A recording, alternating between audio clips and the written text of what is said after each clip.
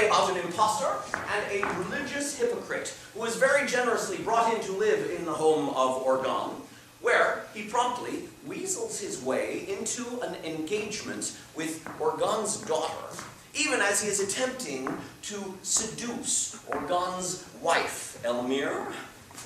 For once, I have the opportunity to play not the cuckolded husband, but rather the wicked rake and seducer himself. Now, over the years, I have gone to great lengths to point out that Tartuffe himself is not affiliated with the church in any way.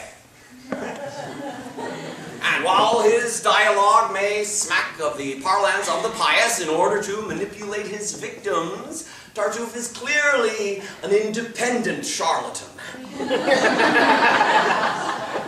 I can only suggest that those who are the most offended by this work were not those people of true piety themselves, but rather those very charlatans and hypocrites whom Tartuffe is intended to represent, who are afraid that after years of manipulating their victims, they might well be found out for who they were. It is interesting to consider that even though this play was originally written more than 7 years ago, in 1664, our ongoing scandals of the present day have kept this work just as pertinent as it was the day that it was first produced. And so here we see Tartuffe approach Elmire with Orgon gone somewhere where he won't hear.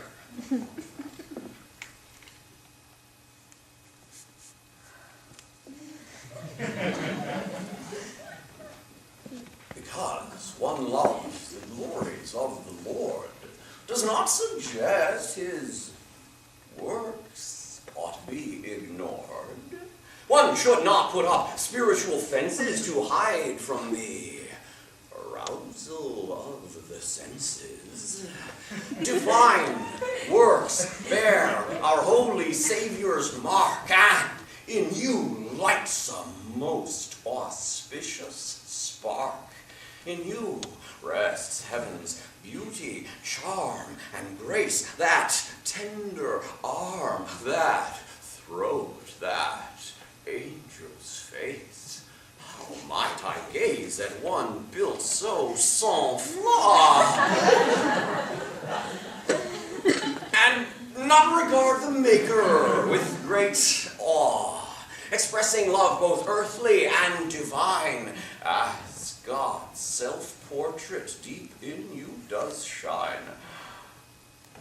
I briefly feared that this affixed affection should mask a hell in woman's fair complexion. At first, I fled from you beyond all reason. I feared my soul might treat with Satan's treason.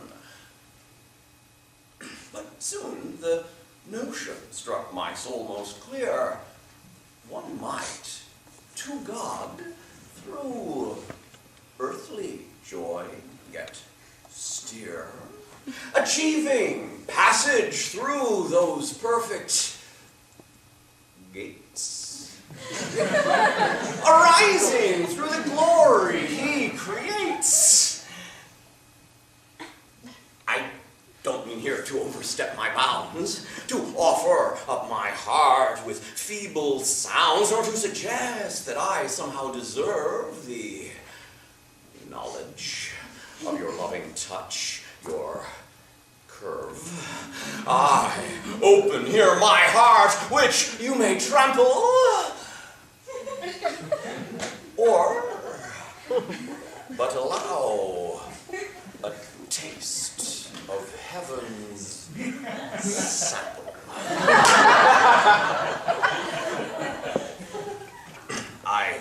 No one scarce expects this from the pious, but let that preference not incur your bias. Amid the glow of charms which shine celestial, I lose my modest hesitation lest you'll discount my love as Christian charity.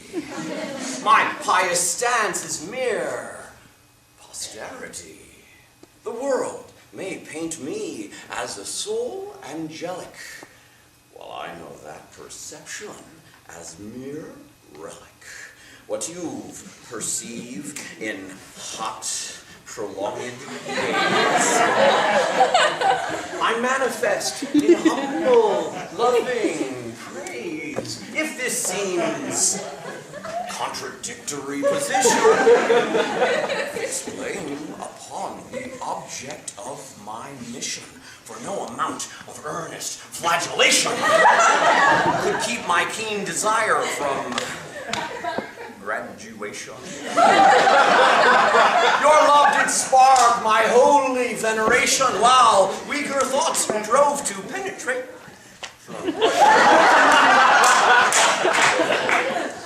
If you might stoop to give your benediction,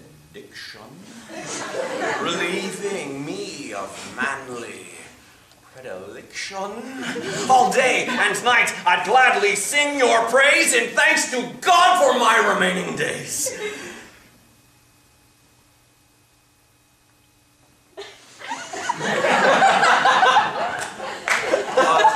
Side note, with which you might be impressed, in life's white lines, you barely need invest. Some other men these days are braggarts brash, who quickly turn their triumph into trash. No sooner is a woman fondly known than it's detailed, exaggerated, grown. Men of my sort, however, breathe discretion and leave behind no whiff of an impression. As my repute I value more than gold, no tempting echo prompts me to make bold, enabling me to offer you my sweet, a saintly safety, rapture quite complete.